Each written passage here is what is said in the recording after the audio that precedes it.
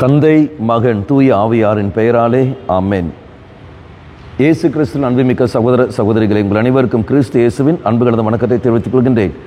இன்றைய நற்செய்தியாக லூக்கா நற்செய்தி 2ஆம் அதிகாரம் 16 முதல் 21 வரை உள்ள திருவாக்கியங்கள். குறிப்பாக 19வது வாக்கியம்.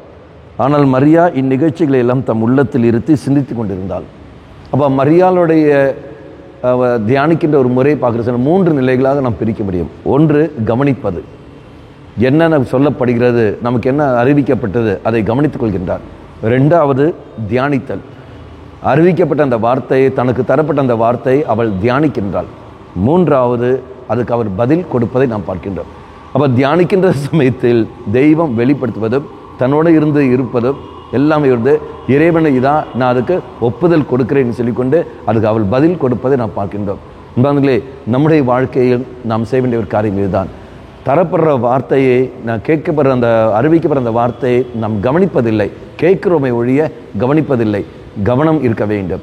2வது, நாம் தியானிப்பதில்லை, மனதில் வைத்துக்கொள்ள புத்தியில் வைக்கிற மொழிய அதை நாம் தியானிப்பதில்லை. மரியாள் தியானித்து கொண்டிருக்கிறாள், புத்தியில் வைப்பதல்ல. நாம் புத்தியில் வைக்கின்றோம், மரியாள் தியானிக்கின்றாள். 2வது தியானிக்க வேண்டும். 3வது, பதில் கொடுப்பது.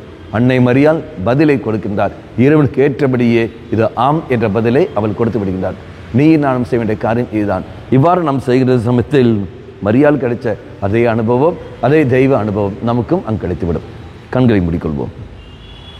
நல்லவனாய தெய்வமே, அன்னை மரியாள் எவ்வாறு அனைத்தையும் மனதில் இருத்தி கொண்டு உனக்கேற்ற ஒரு வாழ்க்கையை வாழ்ந்தாலோ, அந்த தாயைப் போல பிள்ளைகளாக இருக்க நாங்களும் அதே போல் இனி முதல் வார்த்தையை கேட்பது மட்டும் இல்லாமல் அது கவனத்தோடு இருந்து அதை கவனித்து அதை எங்கள் புத்தியில் சேர்க்காமல் அதை நாங்கள் தியானித்து அதன் பிறகு எங்கள் வாழ்க்கையை நாங்கள் பிரதிபலிக்க நீரே எங்களுக்கு துணை புரியும்.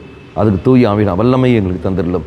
அம்மா மாதாவே, தெய்வ மாதாவே, எங்கள் மாதாவே, என் அன்னையே, விசேஷமாக எங்களுக்காக பரிந்து பேசும். ஆமேன்.